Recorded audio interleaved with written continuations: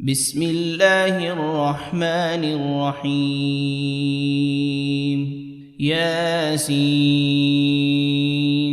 والقرآن الحكيم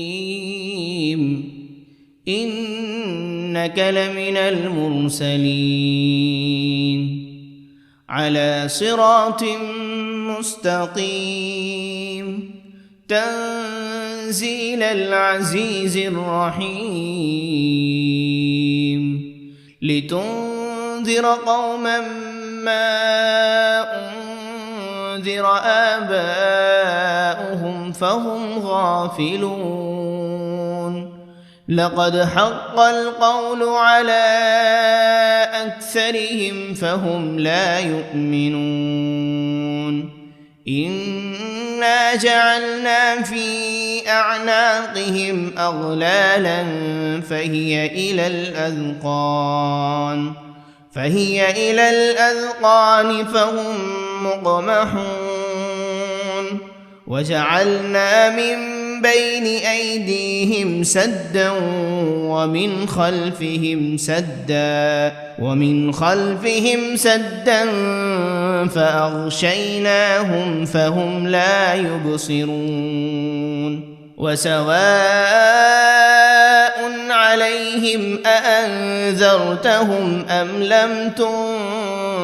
تنذرهم لا يؤمنون إنما تنذر من اتبع الذكر وخشي الرحمن بالغيب فبشره بمغفرة وأجر كريم إنا نحن نحيي الموتى ونكتب ما قدموا وآثارهم وكل شيء أحصيناه في إمام مبين واضرب لهم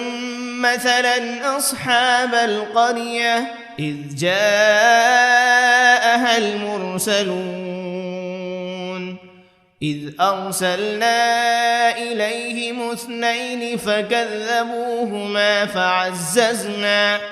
فعززنا بثالث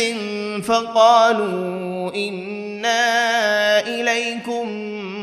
مرسلون قالوا ما أنتم إلا بشر مثلنا وما أنزل الرحمن من شيء إن أنتم إلا تكذبون قالوا ربنا يعلم إنا إليكم لمرسلون وما علينا إلا البلاغ المبين قالوا إنا تطيرنا بكم لئن لم تنتهوا لنرجمنكم وليمسنكم منا عذاب أليم قالوا طائركم معكم أئن ذكرتم بل أنتم قوم مسرفون وجاء من أقصى المدينة رجل يسعى قال يا قوم اتبعوا المرسلين اتبعوا من لا يسألكم أجرا وهم مهتدون وما لي لا أعبد الذي فطرني وإليه ترجعون أأتخذ من دونه آلهة إن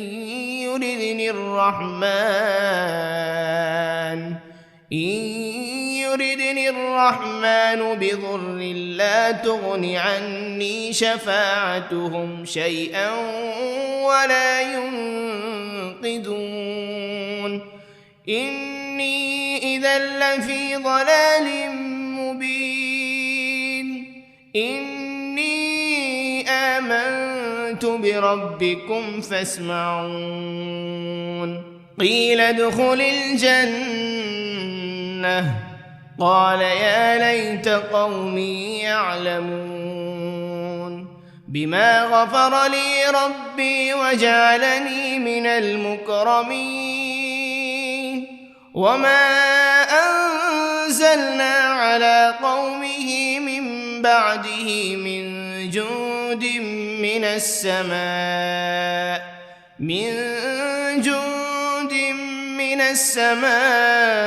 وما كنا منزلين إن كانت إلا صيحة واحدة فإذا هم خامدون يا حسرة على العباد ما يأتيهم من رسول إلا كانوا به يستهزئون ألم يروا كم أهلكنا قبلهم من القرون أنهم إليهم لا يرجعون وإن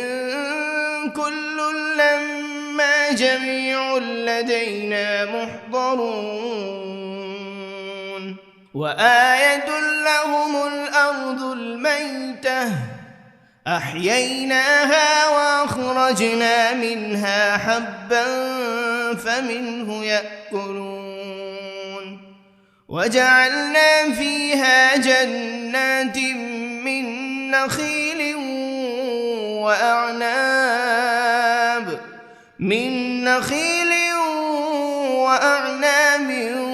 وفجرنا فيها من العيون ليأكلوا من ثمره وما عملته أيديهم أفلا يشكرون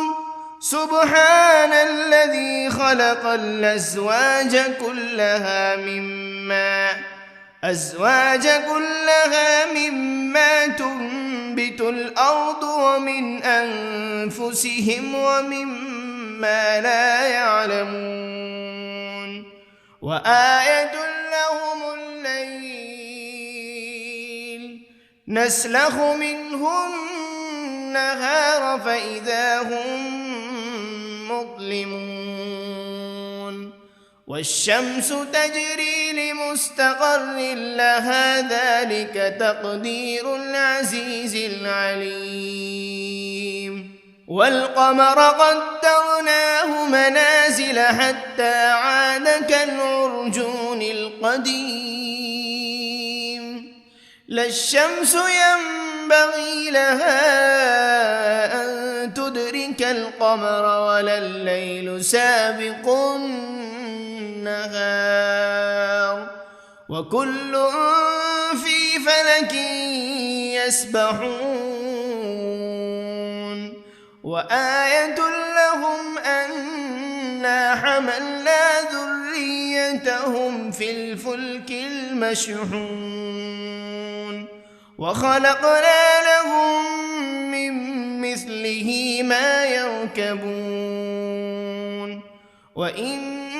نشأ نغرقهم فلا صريخ لهم ولا هم ينقذون إلا رحمة منا ومتاعا إلى حين وإذا قيل لهم اتقوا ما بين أيديكم وما خلفكم لعلكم ترحمون وما تأتيهم من آية من آيات ربهم إلا كانوا عنها معرضين وإذا قيل لهم أنفقوا مما رزقكم الله قال الذين كفروا للذين آمنوا أنطعم من لو يشاء الله أطعمه إن أنتم إلا في ضلال مبين ويقولون متى هذا الوعد إن كنتم صادقين ما ينظرون إلا صيحة واحدة تأخذهم وهم يخصمون فلا يستطيعون توصية ولا إلى أهلهم يرجعون ونفخ في الصور فإذا هم من الأجداث إلى ربهم ينسلون قالوا يا ويلنا من بعثنا من مرقدنا هذا ما وعد الرحمن وصدق المرسلون إن كانت إلا صيحة واحدة فإذا هم جميع لدينا محضرون فاليوم لا تظلم نفس شيئا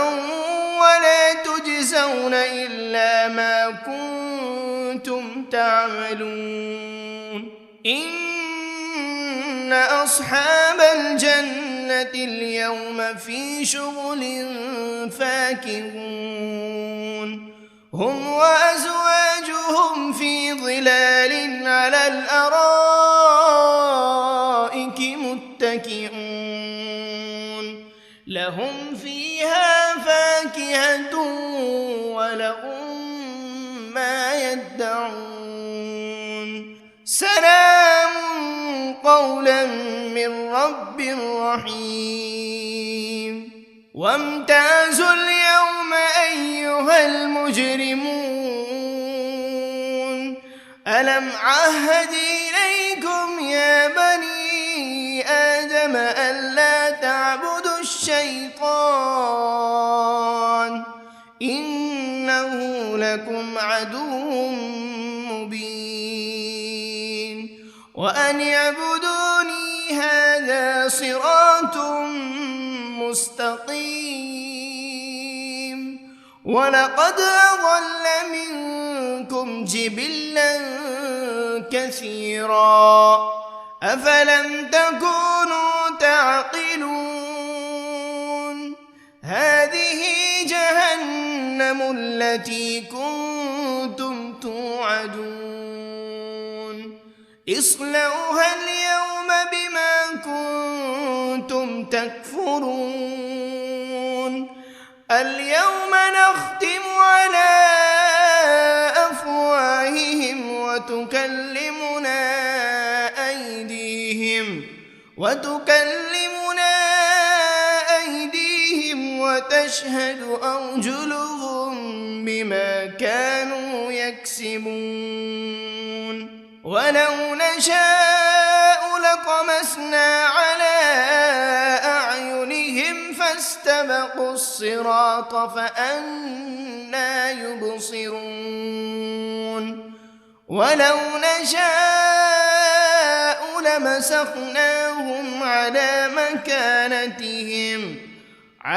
مكانتهم فما استطاعوا مضيا ولا يرجعون ومن نعمره ننكسه في الخلق أفلا يعقلون وما علمناه الشعر وما ينبغي له إن هو إلا ذكر وقرآن مبين لينذر من كان حيا ويحق القول على الكافرين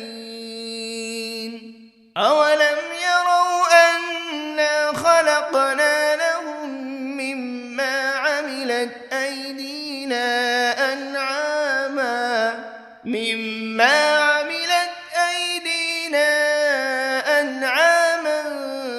فهم لها مالكون وذللناها لهم فمنها ركوبهم ومنها يأكلون ولهم فيها منافع ومشارب أفلا يشكرون واتخذوا من دون الله آلهة لعلهم ينصرون لا يستطيعون نصرهم وهم لهم جند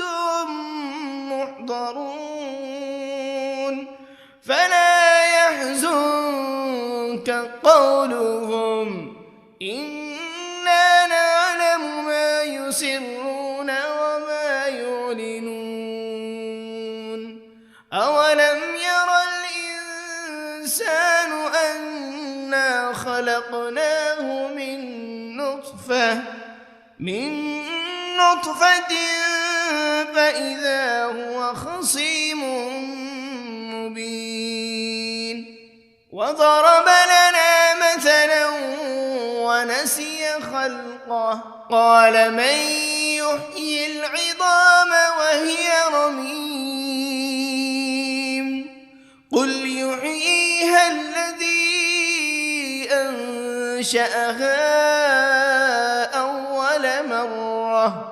وهو بكل خلق عليم الذي جعل لكم من الشجر الأخضر نارا فإذا أنتم منه توقدون أوليس الذي خلق السماوات والأرض بقادر على أن يخلق مثلهم بلى وهو الخلاق العليم إنما أمره إذا أراد شيئا أن يقول له كن فيكون فسبحان الذي بيده ملكوت كل شيء وإليه ترجعون بسم الله الرحمن الرحيم الرحمن علم القرآن خلق الإنسان علمه البيان الشمس والقمر بحسبان والنجم والشجر يسجدان والسماء رفعها ووضع الميزان ألا تطغوا في الميزان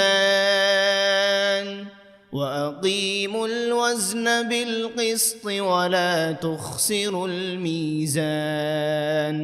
والأرض وضعها للأنام فيها فاكهة والنخل ذات الأكمام والحب ذو العصف والريحان فبأي آلاء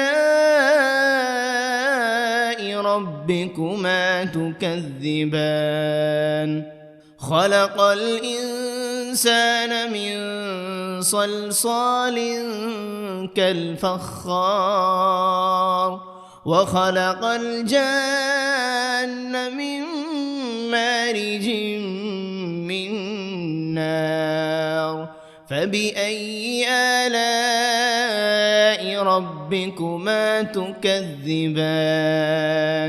رب المشرقين ورب المغربين فبأي آلاء ربكما تكذبان مرج البحرين يلتقيان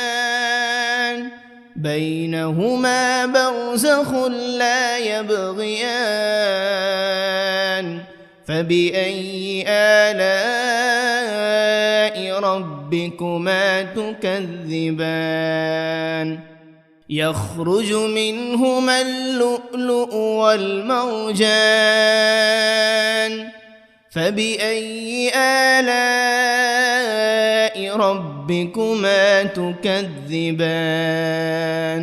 وله الجوار المنشآت في البحر كالأعلام فبأي آلاء ربكما تكذبان كل من عليها فان ويبقى وجه ربك ذو الجلال والإكرام فبأي آلاء ربكما تكذبان يسأله من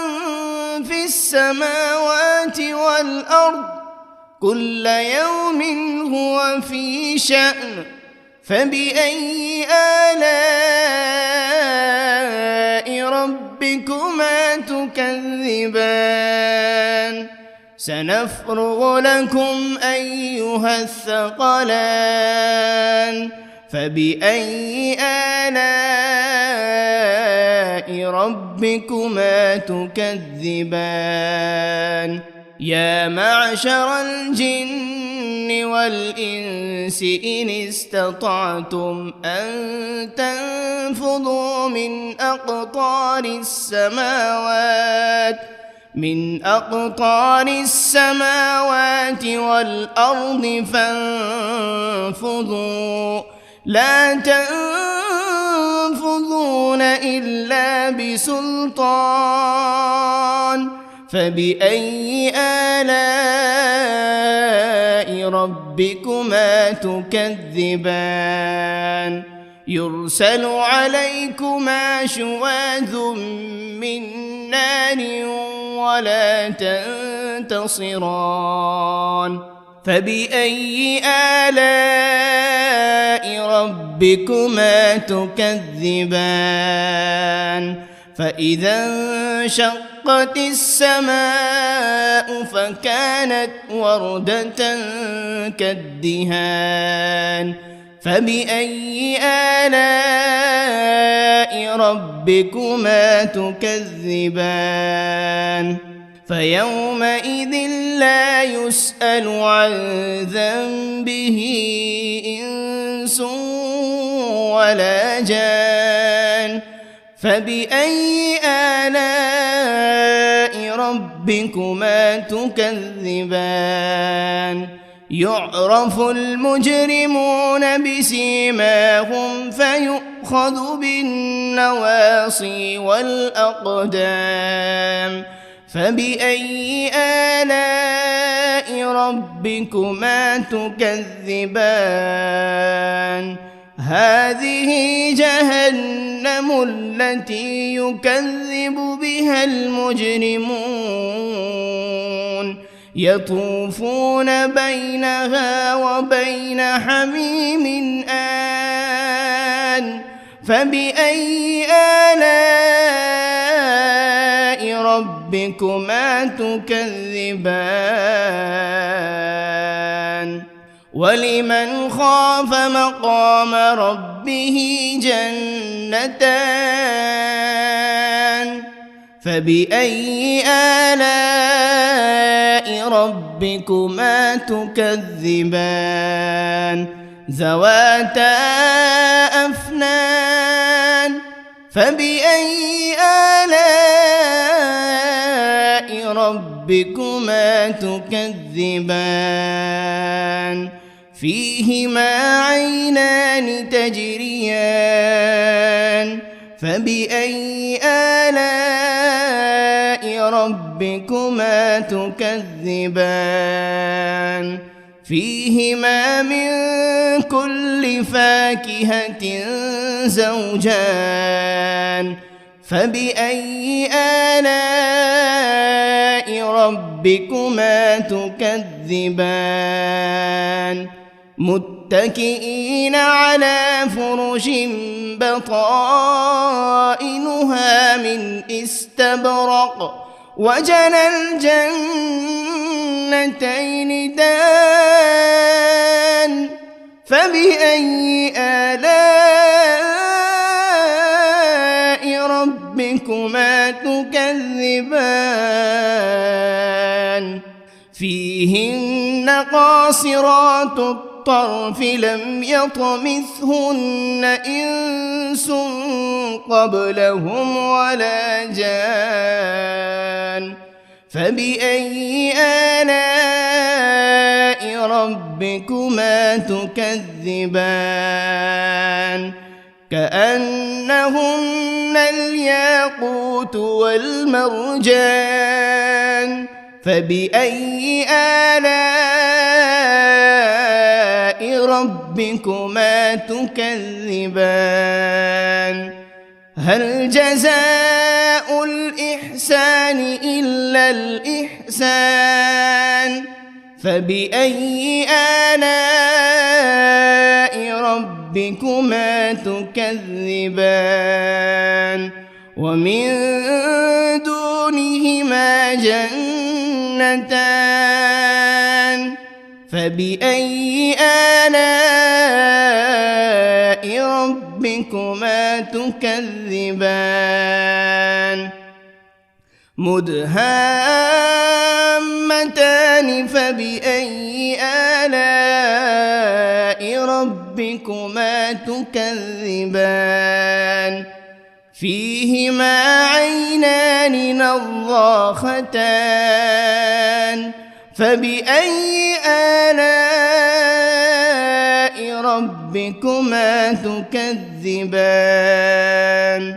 فيهما فاكهة ونخل ورمان فبأي آلاء ربكما تكذبان فيهن خيرات حسان فبأي آلاء ربكما تكذبان حور مقصورات في الخيام فبأي آلاء ربكما تكذبان لم يطمثهن إنس قبلهم ولا جان فبأي آلاء ربكما تكذبان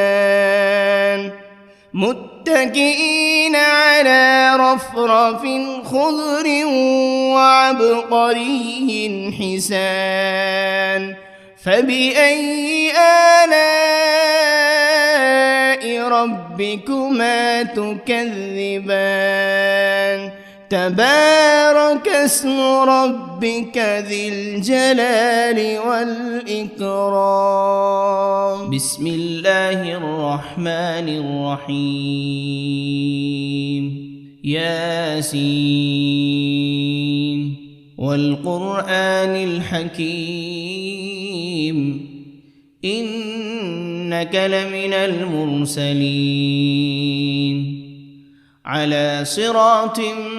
مستقيم تنزيل العزيز الرحيم لتنذر قوما ما أنذر آباؤهم فهم غافلون لقد حق القول على أكثرهم فهم لا يؤمنون إنا جعلنا في أعناقهم أغلالا فهي إلى الأذقان فهم مقمحون وجعلنا من بين أيديهم سدا ومن خلفهم سدا فأغشيناهم فهم لا يبصرون وسواء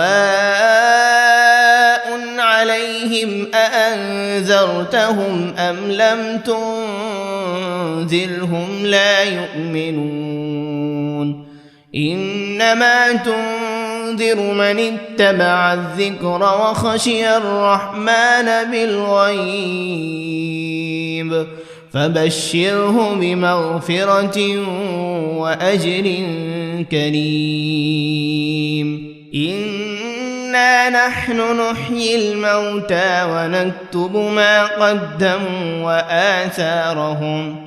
وكل شيء أحصيناه في إمام مبين واضرب لهم مثلا أصحاب القرية إذ جاءها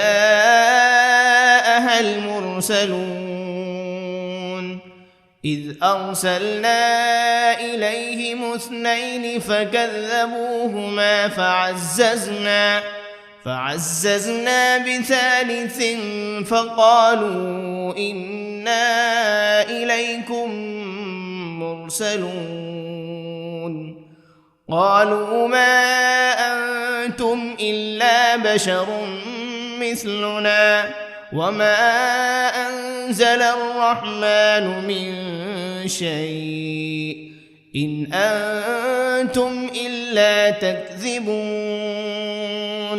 قالوا ربنا يعلم إنا إليكم لمرسلون وما علينا إلا البلاغ المبين قالوا إنا تطيرنا بكم لئن لم تنتهوا لنرجمنكم وليمسنكم منا عذاب أليم قالوا طائركم معكم أئن ذكرتم بل أنتم قوم مسرفون وجاء من أقصى المدينة رجل يسعى قال يا قوم اتبعوا المرسلين اتبعوا من لا يسألكم أجرا وهم مهتدون وما لي لا أعبد الذي فطرني وإليه ترجعون أأتخذ من دونه آلهة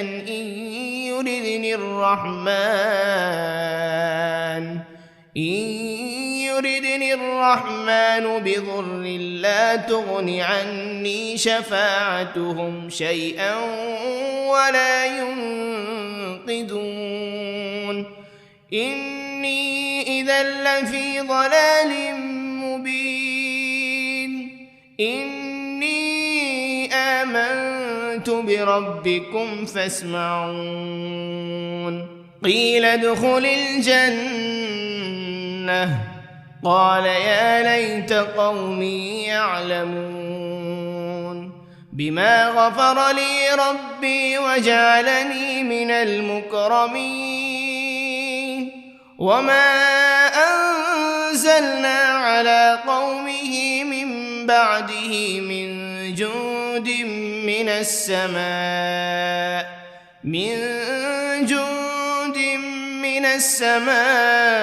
وما كنا منزلين إن كانت إلا صيحة واحدة فإذا هم خامدون يا حسرة على العباد ما يأتيهم من رسول إلا كانوا به يستهزئون ألم يروا كم أهلكنا قبلهم من القرون أنهم إليهم لا يرجعون وإن كل لما جميع لدينا محضرون وآية لهم الأرض الميتة أحييناها وأخرجنا منها حبا فمنه يأكلون وجعلنا فيها جنات من نخيل وأعناب من نخيل وأعناب وفجرنا فيها من العيون ليأكلوا من ثمره وما عملته أيديهم أفلا يشكرون سبحان الذي خلق الأزواج كلها مما تنبت الأرض ومن أنفسهم ومما لا يعلمون وآية لهم الليل نسلخ منه النهار فإذا هم مظلمون والشمس تجري لمستقر لها ذلك تقدير العزيز العليم والقمر قدرناه منازل حتى عاد كالعرجون القديم لا الشمس ينبغي لها أن تدرك القمر ولا الليل سابق النهار وكل في فلك يسبحون وآية لهم أنا حملنا ذريتهم في الفلك المشحون وخلقنا لهم من مثله ما يركبون وإن نشأ نغرقهم فلا صريخ لهم ولا هم ينقذون إلا رحمة منا ومتاعا إلى حين وإذا قيل لهم اتقوا ما بين أيديكم وما خلفكم لعلكم ترحمون وما تأتيهم من آية من آيات ربهم إلا كانوا عنها معرضين وإذا قيل لهم أنفقوا مما رزقكم الله قال الذين كفروا للذين آمنوا أنطعم من لو يشاء الله أطعمه إن أنتم إلا في ضلال مبين ويقولون متى هذا الوعد إن كنتم صادقين ما ينظرون إلا صيحة واحدة تأخذهم وهم يخصمون فلا يستطيعون توصية ولا إلى أهلهم يرجعون ونفخ بالصور فإذا هم من الأجداث إلى ربهم ينسلون قالوا يا ويلنا من بعثنا من مرقدنا هذا ما وعد الرحمن وصدق المرسلون إن كانت إلا صيحة واحدة فإذا هم جميع لدينا محضرون فاليوم لا تظلم نفس شيئا ولا تجزون إلا ما كنتم تعملون إن أصحاب الجنة اليوم في شغل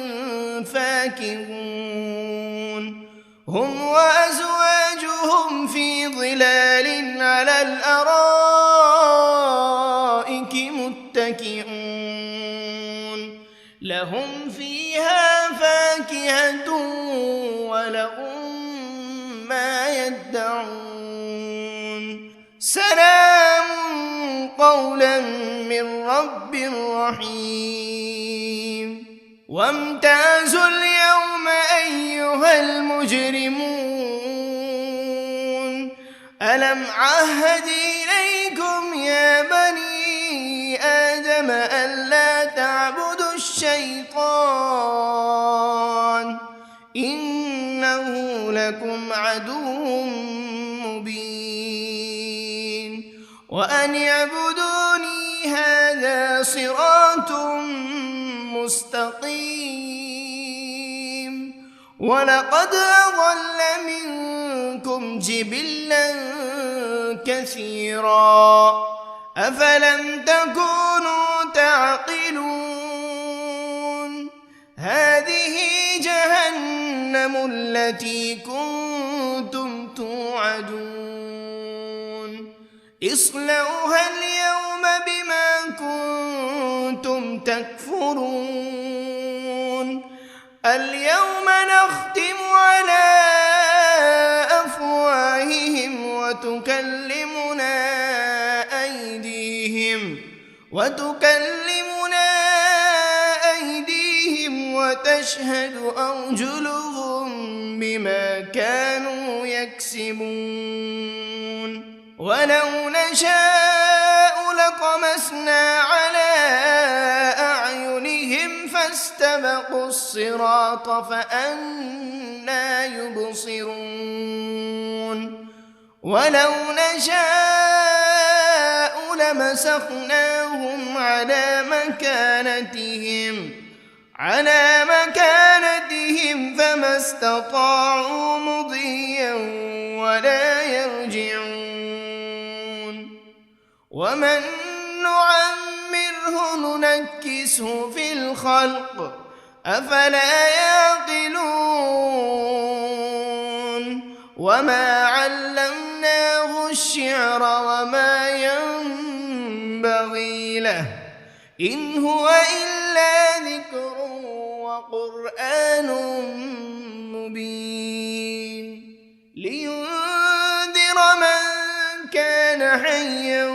ويحق القول على الكافرين أولم يروا أنا خلقنا لهم مما عملت أيدينا أنعاما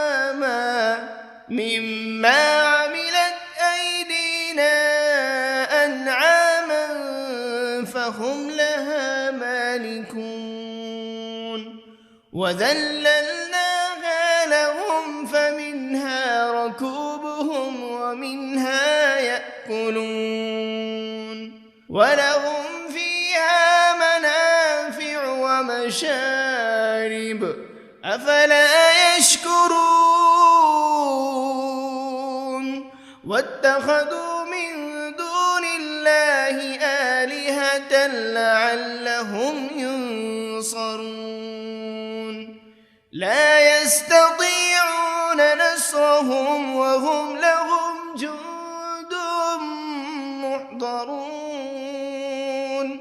فلا يحزنك قولهم إنا نعلم ما يسرون وما يعلنون أولم ير الإنسان أنا خلقناه من نطفة فإذا هو خصيم مبين وضرب لنا مثلا ونسي خلقه قال من يحيي العظام وهي رميم قل يحييها الذي أنشأها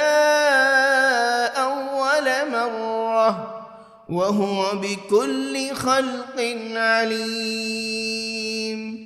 الذي جعل لكم من الشجر الأخضر نارا فإذا أنتم منه توقدون أوليس الذي خلق السماوات والأرض بقادر على أن يخلق مثلهم بلى وهو الخلاق العليم إنما أمره إذا أراد شيئا أن يقول له كن فيكون فسبحان الذي بيده ملكوت كل شيء وإليه ترجعون.